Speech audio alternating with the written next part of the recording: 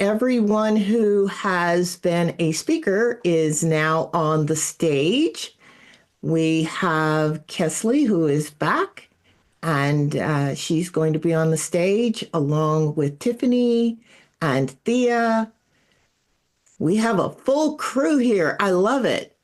All right, let's open it up for questions. I think the first question also comes, Lisa wrote a question, and I think it was for Mia, where she had TED Talk. Is Lisa, is that what are you asking if there was a TED Talk? I can send you to a great TED Talk. So again, I would say, if you want to see the Tibetan Buddhist perspective, there is, I think Jongkum Rinpoche talks about it, but Charlie Morley actually has a really great one on PTSD. They did some incredible studies on how impactful lucid dreaming is for PTSD. So if you want to see it from a mental health perspective, it's really amazing. I haven't done one, Lisa. No, not yet. I tend to, I've been very much in the world of like building a teaching pedagogical platform. So, but hopefully one day. That's so good. Thank you. All right. Who else has a question? Tony, you're on camera, so you're pretty. I don't have any questions. I'll be honest with you. It's been great listening to Tiffany and to Mia, and it was very straightforward. What can I say? It was just very straightforward. It was understandable. Also, I had a lot of distractions going on over here. Were you in waking state or dream state? Well, every time I check the back of my hand, it was the same. So I love it. It's a strong signal. I'm awake. I love it.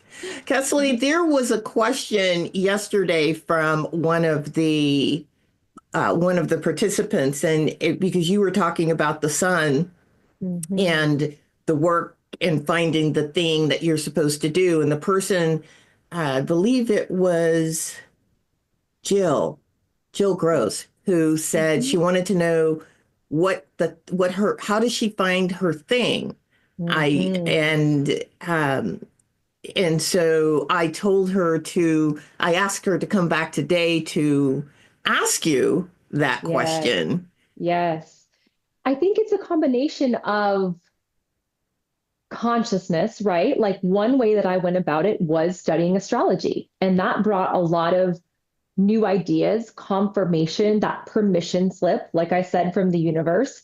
My whole life, I'm an Aquarius, right? So for me, my whole life, I was fighting against this desire to break free and be unique. I was constantly trying to fit myself into a box. So oftentimes our sun sign will show up in even the challenges that we've had, but those things that tend to be specific themes that we encounter through our life. So that's one thing, right? It's just the power of consciousness, self observation, self inquiry. So you can go really deep that way. And I think meditation is a great tool for that. I saw someone had a question on meditation, and that's a really powerful tool for finding that thing. The other way to feel into your sun is to just start to notice what lights you up. So I had a very simple but beautiful assignment that my spiritual teacher gave me over the course of this last week. And it was literally to just go out and have fun. Literally, like follow your gut, follow that call, follow your heart. What is fun? I know that seems so simple, but when it comes to leaning into our sun, just tuning into what gives you that buzz in your body, in your solar plexus, in your sacral chakra, like what makes you laugh? What are you excited to do? What don't you enjoy doing? Because that's going to tell you where you're not in alignment with your sun. So really starting to pay attention to what you enjoy. And I think especially with the sun, you're going to even feel that in your body. When we say that the sun is literally like the light in you, the life force in you, when that life force is activated and something gives you more energy, that's a sign that it's in alignment with your purpose, with your sun, with your soul's path, with your destiny, all of those sorts of things. So hopefully that's helpful to Jill when she has a chance to watch the replay. Oh, that is wonderful. Thank you for that. Sue, I see that you just came in. What I did gather yesterday was profound. I found the because I really came in mostly for the trust issue that is paramount for myself constantly. It's like really trust, because I have many goals and then I get impatient. Like, well, do I see it yet? No. Well, why not? And I do. But so it's constantly a mantra of every moment to trust and have gratitude. I think those two together is the link that, because truly when things do manifest, it's remarkable how I realize, oh, well, of course, all these other things are falling into place. So I love it. But you're, along with that, the deep meditation, I don't know if you did one today, it was absolutely profound.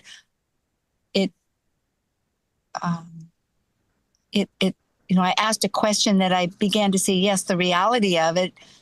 And I'm eager to go back and find out, okay, so now that I can get free of all that, how did I get free? And what am I supposed to do with that? I love it. All right. Thank you. Thanks, Sue. Okay. All right. So, Mia, I have a question about lucid dreaming. It's my understanding that, or is this true, that you can create karma when you're in doing dream yoga or lucid dreaming because of your intention of what you're doing in the dream. Is that correct? Yeah, so I mean, from the Tibetan Buddhist perspective, absolutely. For a simple reason, and not in an ominous way, not in a, more in the sense of, if it's around intentionality, when we're lucid, we have a higher quality of intentionality to what we're doing. And say even with like what we call like samsaric dreams, like non-lucid dreams, in some ways we're still creating karma there. We're just stuck in a cycle of recycling content. And again, like not to think of this as like a doomy bad thing, but more like, certain habits of mind produce certain experiences. And people will notice this as you continue on your healing path. I'm sure most people find that their inner landscapes change, their reactions to things change, the things that they dream about changes. As we do things, we have this transformation of inner landscape. The moniker for dream yoga is the measure of the path, because dreams become the really honest reflection of what's in our whole system. Conscious mind, we can really be very spiritual and really think that we're doing a fantastic job, but we're really pushing down how we feel about our mother-in-law, and then it's going to come out in the dream. So it's really, but there's a real sense of like, so just knowing that there is this kind of like karmic repetitive mind habit. Where it becomes really cool is like when you get lucid, because of the strength of intentionality, you're incurring karma, but karma goes both ways. You're breaking patterns, you're integrating, you're changing. So you're reversing that unconscious momentum of the mind. I love that. Thank you. Great question. Thanks, Marie. Thank you. Thea, you had an acronym yesterday with your talk. Can you go over the acronym again and remind people what it is and how you came up with that acronym? Yes, I can. And I also, can you hear me? Yes. Excellent. Okay. The headphones are new. I stole them from my son's room. So I'll go over the acronym real quick. And I actually got a little bit of information because Sue and Kai had put something out there, and I wanted to address it, even though this is recorded. And I'm happy to see Sue back here. So if I might be able to do that, that would be great. Oh, yeah, go right ahead. Okay. So for me, it needed to be something that was simple. Your intentional transformation in my life needs to be simple, because the hardest thing to do is to remember to do things, and 3 of us had talked about breathing meditations, and the trick is to remember to use them. So that's how I came up with making a pact with yourself. It's like a pinky promise, trying to keep it simple, memorable. one hand. You become aware of your intentional transformation, what it is that you would like to experience in your life, from the very simple to what can I eat that's healthier for breakfast, to with half my life behind me, how do I live as if I haven't had my best day yet? Then we pause and evaluate what our values are, because they help support us in achieving our it. And as well as the power of the pause in meditation, in breathing, it's the power of the pause where things are possible, space is possible.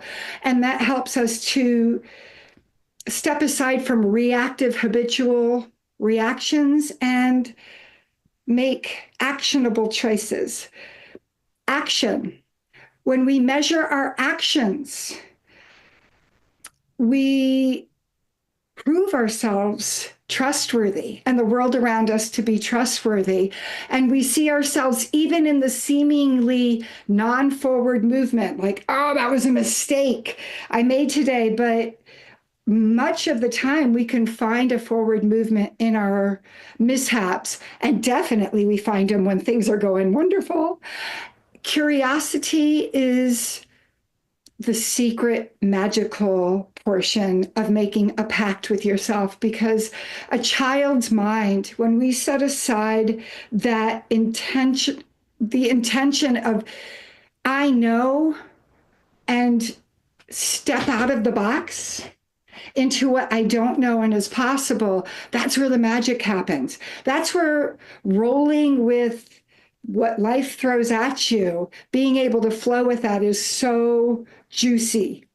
And, the example I gave was, ending up in Istanbul for a 20-hour layover that I had no idea I had because of a 24-hour clock time issue. And that was a wonderful experience. And then trust. That's where the gift is.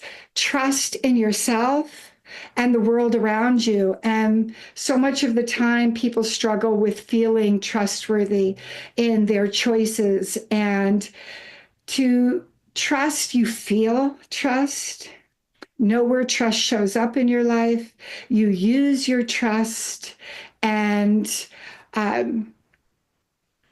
when you trust yourself, it's magic. It's just magic. And so with that, I wanted to bring up, because Kai had talked about my memory of it is getting in touch with emotions. And Sue, you had mentioned about trust.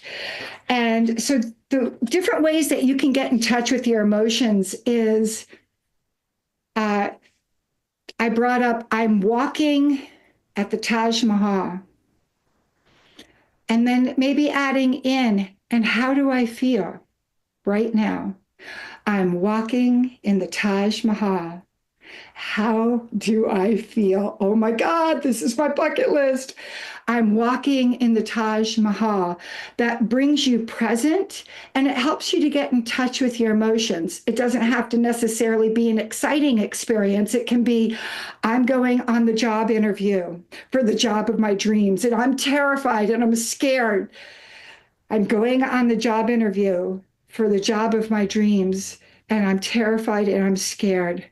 I'm going on the job interview for the job of my dreams, and I'm terrified and I'm scared. And it's making those feelings and emotions not wrong, just maybe challenging, something to support yourself in being gentle, loving, and kind with yourself. And that helps to establish trust and compassion for who we are and where we are at right now, especially when we're not comfortable with where we are at. Understanding and knowing different emotions that come up when we're getting the tingles. Everybody talked about it. I just want to say it was lovely to hear everybody sharing their own experiences and their own expertise and how they cross, how there was this connectedness, yet where I'm at today might sync more with Mia because I've been doing so much more yoga in my life. Kesley yesterday was taking off and going into another event after this and living someplace with her husband, and that's attractive at a different time of my life and whatnot. And then Marie, God, you did just such a great job with past life, which is something I've not necessarily jived with, but different places we're at in our lives. To have so many connected ways of healing was beautiful. So in any rate, I really wanted to acknowledge to Sue and Kai. Hopefully there was a couple of things there that addressed your questions yesterday, and making a pact with yourself helps you to feel really just, I don't know, for me, in love with myself. I use it in the mornings before I get out of bed. If I'm not having a feeling that I would like to be experiencing, if I want to feel better, I go making a pact. I'm aware I don't feel good. I pause. What are my values about how I feel today? I don't want to make a habitual response. What are the actions I'm going to do? Curiosity, what's going on? What was I dreaming about that's messing with my head right now? And then trust. And lastly, I just wanted to say, I've been working on getting someplace 10 minutes earlier, 98% of the time. I've been working on that since 2011. And I really put it into action with prepping for this. And you know what? The red lights that you hit when you're late, that make you feel like life is against you, when you show up on time, those green lights, woo! Green lights, rows of green lights make you feel like the world is showing up for you. And that is such a physical, real experience. And so I invite you next time when you're out driving, notice how you feel when all those red lights are up, and recognize that the green lights are there just as much of the time as the red lights. I love that. Thanks. Thanks, Thea. So Tiffany, I don't know if you have encountered this. I get this question a lot with people when I tell them to trust their instincts, trust their intuition. So what is the difference between instincts and intuition? And what do you tell people who feel that they don't have intuition? Yeah. Okay, that's a good question. I'm a note taker, so I have great notes on what everybody has said and shared today and yesterday. So thank you guys for also teaching me. I'm a lifelong student. The instinct, right? It is your intuition. It's gut. It's keeping you safe. It's that. I would think that you would be more willing to trust your instinct over intuition because it's like a sharpness, maybe spirit has the microphone on. Will you say it again? Ask the last part of the question again. So there's, what I hear people talking about is instinct versus intuition. And then there are also a lot of people who feel that they don't have intuition and that it's just missing with them. Yeah.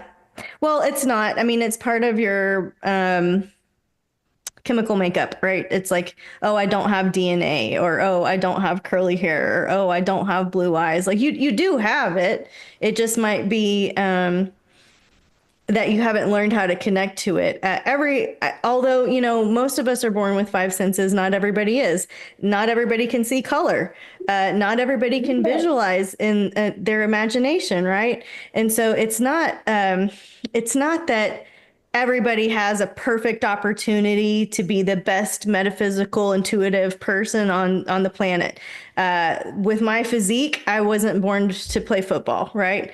I can learn, I can take classes, I can throw the ball. I'm probably not going to excel there, so I'd rather spend my time doing yoga with the yoga girls, You're going to have a strength somewhere in the metaphysical communication world. Everybody has it. And that's why it's a fun topic to teach, because we can fine tune and tweak yours. Your way is different than my way. I don't know anybody that's intuitive in the same flavor like I am. I had many great teachers who helped me understand that, and so I was never chasing their version. I was always like, looking at myself and dissecting myself, and that's why practicing with other people that are going to cheerlead and hit that dopamine receptor for you is really important, because you need to hear the no, but you also need to hear the yes, and right, and you need to get that practice in, because you are absolutely intuitive. And if you're feeling disconnected from it, it could be a hormonal thing, it could be a cortisol thing, it could be a mental block, it could be a fear, it could be your own trauma. You could be projecting your own healing onto the other person. Like, there's lots of things along the way that can stop you from your own connection. But it's your birthright. Everybody has that ability to connect to our creator. So I just encourage people to fine tune and keep asking and keep finding their special sauce, their way. Break it down and see, okay, that's how I felt when I got it right. That's how it came to me. I love doing live demonstrations with people and then also watching them. They hate it. They don't want the teacher watching them practice. But I'm like, oh, perfect. Okay, so how did you feel? What was this like? What was going on in your right foot? And it gives them a sense of being able to break down their own process. So is that useful? Mm-hmm. With astrology, Kesley, this question is for you. So you were talking in your talk, of course, about the sun, and that is so vibrant. The sun, of course, is daytime, but now a lot of people don't realize that there is a difference between a daytime sun and a nighttime sun when a person is born. Can you elaborate on that for people who maybe don't know much about this particular aspect? Yeah, definitely. So think about it in terms of, obviously, the visible difference between day and night, right? If you're born in the night, there's going to be a depth to you, right? There's going to be a reflectiveness to you and an intuition to you, right? If you're born during the day, you're going to have more of that kind of outward focus. You may have a bit more of a what's like a extroverted personality. So there's definitely different expressions of the sun versus day and night. So definitely check that out in your chart. And another thing that we didn't talk about this yesterday, but of course the moon sign as well. For those who might be newer to astrology, if you're not familiar with your moon sign, that's also going to be very important, because that's going to be your emotions, your internal world, your needs, how you self-nurture. The other part of the big three that, of course, we didn't get a chance to touch on, and one of the reasons I kind of stuck with the things that would be easy for people, the symbols that would be easy for people to figure out on the course of the call, we couldn't go into the moon sign because that gets pretty specific into your time of birth and your day of birth, and people would really need to know a lot of detail on their chart for that. But the moon sign, if you are looking for how to balance yourself emotionally. So, for example, for me, when I had my first reading with an astrologer, we talked about where I was at the time. I was going through a spiritual awakening, and I was traveling all over the world. I didn't have a home. I have a moon in Capricorn in my 4th house, like grounding down and having a home and having a space to feel safe was really important for me. So if you're ever feeling like you're lacking vibrancy or life, look into your sun. If you're feeling like you're lacking that emotional alignment, look into your moon. So that's some advice I would give, just to keep it simple for people.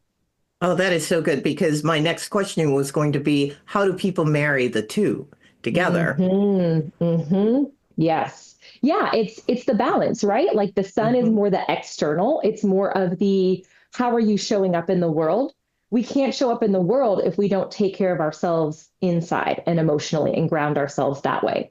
So it really is a marrying of the two and understanding how they work together and how that's part of your story. A lot of people will come to me and they'll say, well, hey, my son's an air, well, for me, I'll use me as an example once again. My son's an air sign, right? My rising sign's an air sign, but my moon sign is in Capricorn. So that's very earthy. It's very grounded. So I'm all up here, right? With all this air and ideas and communication and very social, but there's this part of me that wants to ground down and be very practical and very realistic and very, focused and success driven. And that's a part of my story. Your story will be unique to you.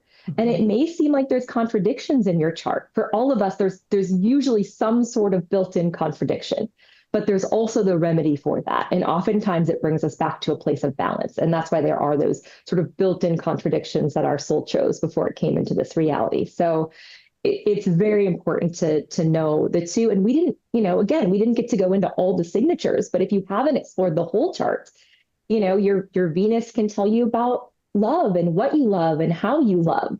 Your Mars can tell you about what really frustrates you, but also what energizes you, what drives you. Your Jupiter can show you an opportunity for expansion where you can have, good luck and good fortune in your life. Your nodes tell you about your spiritual journey. Your Mercury tells you how you think. So there's so much we can find in our birth chart in terms of I talked about yesterday, self-awareness, right? Being aware of who we are, but also loving who we are, appreciating who we are, and really, and it's going to come through trial and error as well, and just life. Like, yes, I think our chart can point us in the right direction in terms of our purpose, but oftentimes it's pushing our edges a little bit. It's pushing our comfort zone a little bit. So there's the knowledge and the awareness, but there's also still the self-actualization piece where we go out there in the world and we actually do, and we show up and we shine our light. Oh, it's exactly. I mean, as my mind as an air sign, as a Gemini, I wonder if Mia has, I would wonder if there is a correlation between a person's sun and moon sign and how they actually dream and what they actually experience in their dreams. Of course, that's my mind and how it works. It's like, how does that? Marie, I've had that same thought because, for example, my husband's a Pisces. One of my spiritual teacher was a Pisces, and they both had, and Mia, I'd be interested in your thoughts. I'm curious about what your moon sign is. He travels to all these different realities. I mean, he's like himself and all these different versions of himself in all these different places and realities. And it's so intriguing to me. My dreams are very rooted and grounded. My moon's in Capricorn, so they're very realistic.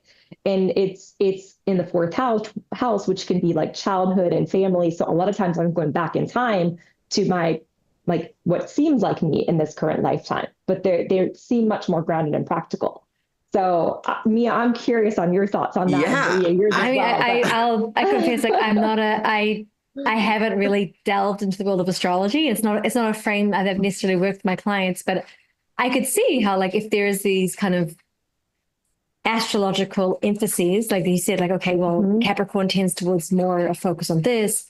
And if we think about it from a habit of mind perspective, it makes sense. I think dreams tend to reflect what is alive for people and what they think about. You think about, like, a dream is a thought elaborated. So what you're thinking during the day, that style, that whatever it is, that applies to the nighttime, but fleshes out into full-on dreamscapes. So it makes sense that, like, Pisces tend towards more perhaps fluid or fantastical thinking and dreaming.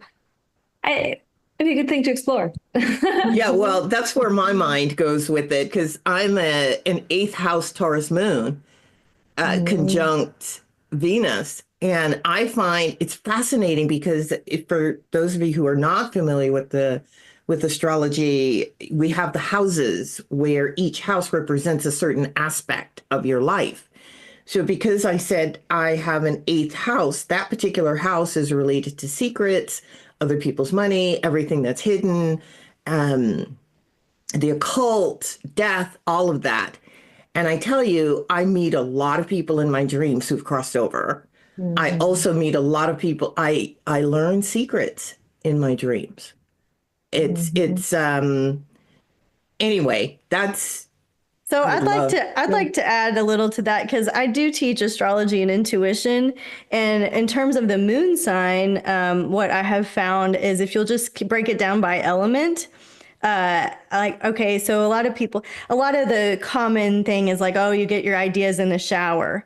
Well, maybe the water moon peoples do, maybe the water moon sign peoples do, but I would look at both Neptune and the moon, of course. But if you just look at the element of water or you just look at the element of fire, like sometimes I need to be walking around or I'm driving when I get my quick hits or when I get my intuitive hunches. So there's that element of action with a fire moon or a fire Neptune, right? Earth, these are going to be the people that embody it, that maybe feel it more, that are maybe getting the chill bumps or using their body pendulum or are more sensitive to things like drugs, alcohol, food, chemicals, getting the crazy dreams, right? Because of the food type of dreams. We didn't talk about that, Mia. Let's get a dream cookbook going.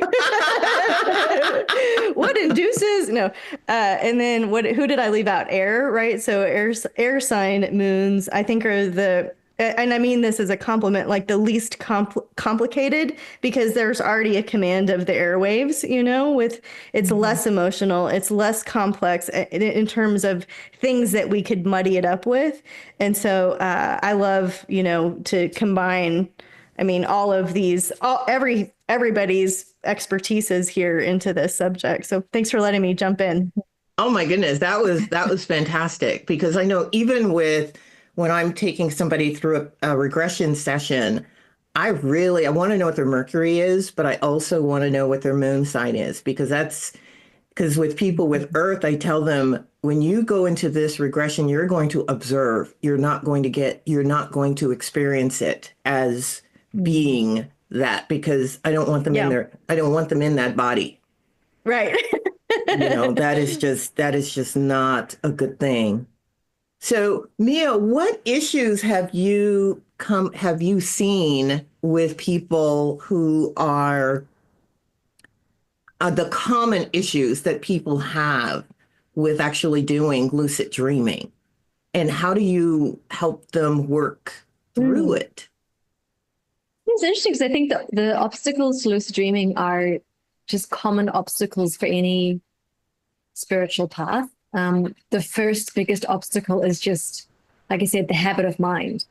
If for 20, 30, 40, 50, 60, 70 years, you have been living your life unquestioningly, not like engaging in self-reflective practice, then, you have to kind of reverse the momentum of mind. So that requires us to give up our addiction to ignorance, which means, I always say, like, there's two dials. There's like the heart, which is like the motivation. Like, I want to do this. I want to wake up. I want to be of benefit to my family. I want to be of service to people. The heart. And then there's the fire. Like, cool. So are you willing to do what it takes, right? Like the Toltecs talk about it, like the two qualities required for lucid dreaming are discipline and courage. It's a warrior's path in some ways. So I think that, and then fear. I think it requires a lot of trust and capacity in one's self, because when you're going into the dreaming world or any of these liminal states, you're giving up a degree of surrender. It's comparable to when you take a medicine journey. If you're drinking ayahuasca or you're taking some kind of psychedelic, there's an enormous amount of surrendering required to access these greater altered states. It's the same with the dreaming world. You're essentially putting yourself from where you thought you were in control into being into relationship. And so I work with people around, instead of taking away what's scary, because you can't do that, but building their internal sense of courage and capacity by training their nervous system. So I teach people how to be able to experience an activating or deactivating state and bring it into connection. So having practices that mean that you can see something scary and bring compassion, or like see something that collapses, but nope, lift it up, bring compassion. And so by helping people to have that, they can approach what is scary or disturbing in a really empowered way, which, I mean, what else are we doing with our lives, right? Like again, it's Yeah. very applicable. It's the dreaming realm, because it's going to be right in your face. You get to test it in real time. It's great. I suppose fear, ignorance, and then grasping, outcome dependence. I mean, I'm sure you guys have all seen this in yourselves and people you work with, where people come and they're like, okay, I want to do this thing. But underneath it is like they want a specific outcome. They're like, I want to do my astrological chart because I want it to guarantee me that I'm going to be famous and successful. Same with lucid dreaming, where coming and being so attached to the outcome can get in the way. And so really teaching people to be, again, in a sustainable relationship with themselves and reality. So as they're working on, reversing the momentum of their mind and getting to know their dream world, they don't wake up every morning and go, oh, I didn't get lucid. And then they're just reinforcing the kind of crunchy conscious mind. So I think those are the kind of, let's say, 3 big ones for lucid dreaming, but I'm sure you can see the applicability across paths. Oh, I love that. Thank you. I see where Lisa wrote a comment. I think it was for you, Mia. She said, Mia said, Mia used shadow person for thing in a different way. Yes, positive shadow. than I usually hear shadow. So Lisa, the way that I talk about shadow, which is you're bang on, is to think about it more in the traditional Jungian sense of shadow not being bad and evil, shadow being anything that we disowned and put away. And these can be quote unquote positive characteristics too, like the golden shadow. And let's say, Lisa, as a child, you were really spiritually in tune and you were like able to see things or feel things, but your parents found that really disturbing. They were like, no, that's just silly. That's stupid. Put that away. As a child, you may have disowned your spiritual connection and pushed it into the shadow. So it forms a part of your shadow, even though it's not a bad thing. And, obviously there's things that we disempower. We know anger is bad or sex is bad. And so things that form collective shadows, like things that society disapprove of, tend to form our personal shadows too. But all of us know this, even in anger is not a bad thing. There is a certain amount of correct and attuned anger necessary to effectively navigate this world and to be in correct relationship with each other. And so going into the lucid dream, you see shadow aspects as not bad guys, but as disowned aspects of yourself that you want to integrate into the whole. So instead of playing 6 notes, boom, boom, boom, boom, you now have access to the entire spectrum of your human expression, and you can skillfully use those intentionally and consciously, instead of having it be in the shadow. And then, of course, what happens comes out in all kinds of strange, funny ways. So that's really what it is. Oh, that's really good. Thank you for that. Thea, you put a note, you put something in the text or in the chat. It was a clickable link. It is. What was that for? I'm so I'm thrilled to death. I made a playlist, and hopefully it a connection to that. Being that I am not super savvy with technology, I was hoping that that is what is clickable on that. But I know that. Oh, yeah. It is clickable. Okay. It is. And we can put it in the final email that goes out to everybody to make that easy for them, because I don't know if they'll be able, because there are some people who, of course, aren't here today. And I'll make sure that they get that. Thank you. It was a practice in my being able to take it from a totally separate entity on here and put it on here. So that's what that was all about. Oh, okay. Nate has been equally wonderful in everything I've learned from all of you guys doing this, including even Tony. I did bring up Tony's, I grew up with dead people.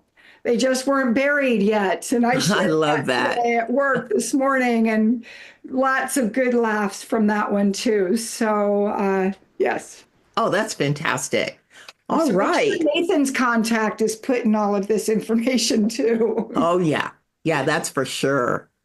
Okay, so everybody has something going on, and I'd like to make sure that you're showcased with what you have coming up, what events you have coming up, and what you're doing. And just to put it on the recording, how people can reach you and what services you offer and that sort of thing. It's going to be in the email to everybody, but I also like to put it on the recording. So Kesley, take it away. What services do you offer, and what do you have coming up? Any talks, and how do people reach you? Sure. So probably the biggest thing I'd love for people to check out if they want to learn more about astrology or the breath, really any of the things I talked about yesterday. I did share a little bit about, people pleasing and being, externally focused. If that's been your journey, you may resonate with my book. It's called The Ascended Life, and that's available at life.kesleytweed.com. My website is kesleytweed.com. I've got a variety of resources there, including a meditation playlist, how-to guide. There's chakra resources and a whole chakra journey that you can go through. All kinds of stuff you can find on the website. And I'm most active on Instagram. So you can reach me there through direct message or just through my Instagram page. It's Kesley Spirit Guide. I love Thanks it. for the Thank you. opportunity, Marie. This has been so much fun. All right. Thank you. Sue, you had your hand up and I didn't see it, but I read the clickable. Yes. Yeah. Well, perhaps now is not the time, since others are needing to share, with the presenters, their contact information. But going back to the lucid dreaming, which is something I've followed ever since a wee child, I have dreams like tours that I've, vacations that I've gone on that still stick in my brain. And then many, many, many that are so confounding. And of course, as an astrologer, I'm fascinated, and I'm thinking I have moon in Libra. So a lot of mine have about relationships. So I was trying to think of, with Mia, I'm thinking about the lucid, and I missed your presentation, so I will listen to it because of my situation today. But I'm thinking, so some of the guiding intentions are, one is without too much deliberate expectation, which is a lot like trying to, as I understand that, because anytime you're working with spirit or source, if we're not the designer, we're the intender, and then we need to recognize what's coming in. So I appreciate that. So I'm wondering what would be, and long story, I apologize if you're repeating something that you gave earlier, but what would be the basis of a reasonable relationship for working with lucid dreaming, such as regularity? I catch what you're saying, which is always important, but the other the questions, the type of intention. You're gonna, you've already, I can feel you already nailed it, because it's exactly, it's spreading the butter, the strength from your other paths.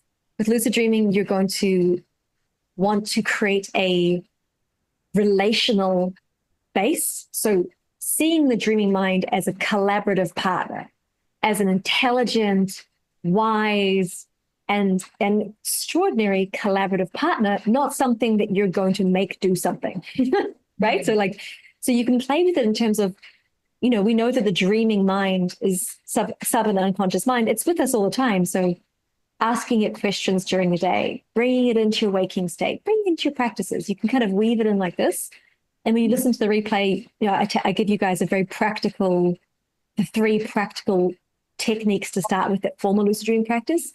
And the way to approach using those is with a kind of devotional consistency. So not like a strict taskmaster, punish yourself if you get it wrong, but like just discipline in the sense of discipledom, being a devotional disciple to tonight when I go to sleep, I'm going to take 5 minutes to really connect with my dreaming mind and really plant my intention for tonight. And it's juicy and it's fun and lighthearted. I can feel your energy is already, you're on.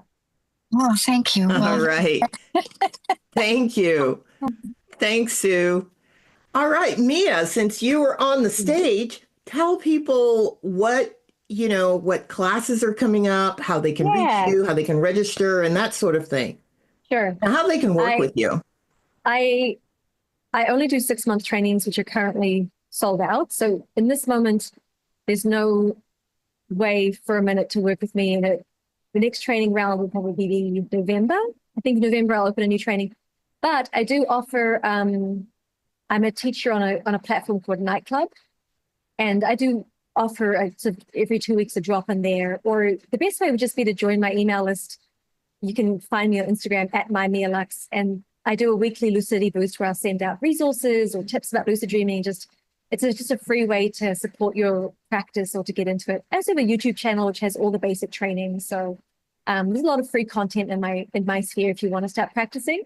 And then in 6 months, you're feeling excited about it, we'll have another intake for those group programs.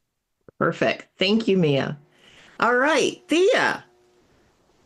Tell people how they can get in touch with you. Do you have any workshops or classes coming up, or and what you specialize in? All right. You can find me right now. The YouTube channel is Raw Vlogcast.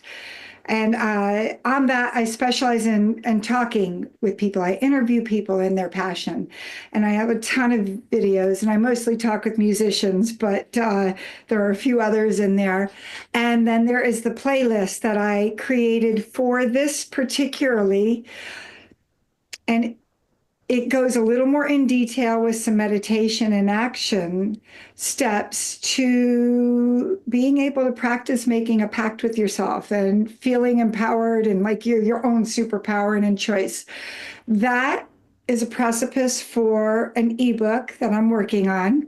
So if you're able to do and give any feedback, like Kesley had given me a little feedback about something we talked about yesterday, and all the feedback helps. And what I developed this talk about was from actual testimonials from other people I've worked with. So I would love to be an author like the rest of you all. At any rate, theadaniels.com and thea@theadaniels.com is my email.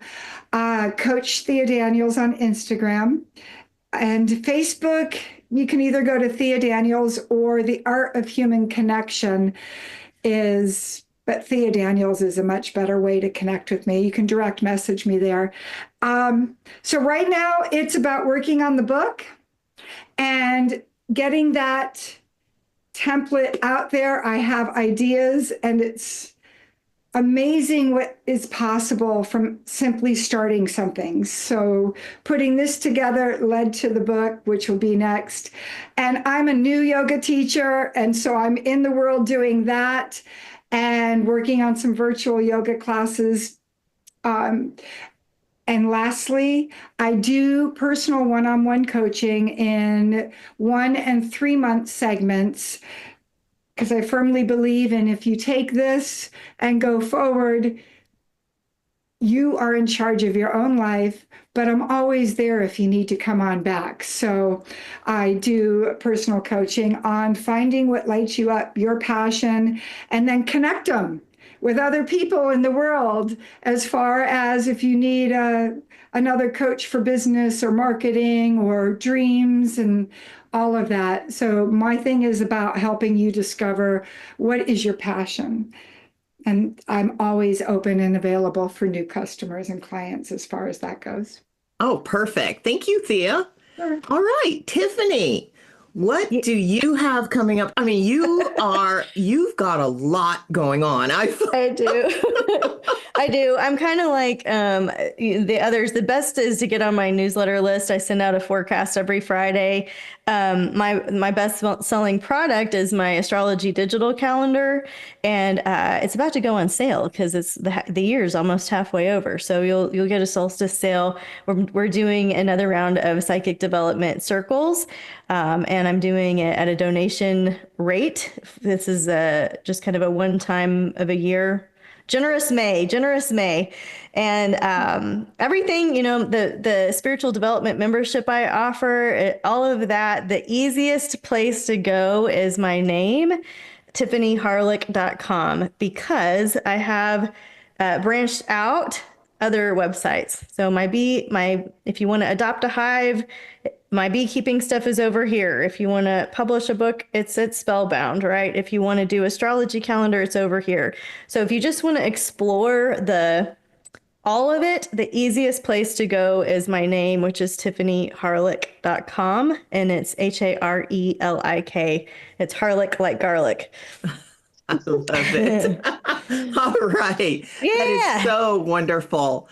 And I am one of the world's worst when it comes to tooting my own horn. And I guess it's because I'm not a Leo, but I've got to learn it because my progressed sun is in Leo now. So anyway, I am, of course, a life coach, an astrologer, and a past life regression facilitator. I offer, of course, these annual retreats. The next one is coming up August 19th and 20th. If, because everyone is on the email list, you'll get the information on that retreat. So I tend to do retreats twice a year. I see people as their life coach. I love working with people who are ready to change their life, ready to change who they are. My whole purpose is helping people to expand their consciousness and even know that they have a consciousness and that they can expand it, that they can heal from the trauma that they have had. I have published my first book, which is And the Lotus Opened, a memoir. It's right back there. I wrote the memoir initially to work with my own trauma, to go back through my life, to see if there were parts of me that still needed working on or which parts they are. And of course, as a Taurus moon, I did that through feeling how I felt in the body when I was writing. I wrote it as a way to help other people know that no matter what they've gone through, they can heal it, they can transform it, they can work through it. So if you're interested in the book, you can find it at Barnes and Noble or Amazon, any place where online, online bookstores, you can certainly find it there. I, of course, want to thank everyone who has participated in this retreat, in particular, all of the presenters. You have taken your time, your precious time, to be here to talk to people you may know, people you don't know, and to help all of us to expand our awareness and our consciousness. I thank you, Mia. I thank you, Thea. Oh my goodness, those names, they rhyme. I thank you, Tiffany and Kesley, for being here. There will be a notice going out to everyone with all of your information on it, all the free gifts that you have offered. My heart is open and full of gratitude for you. This has just been precious. Thank you.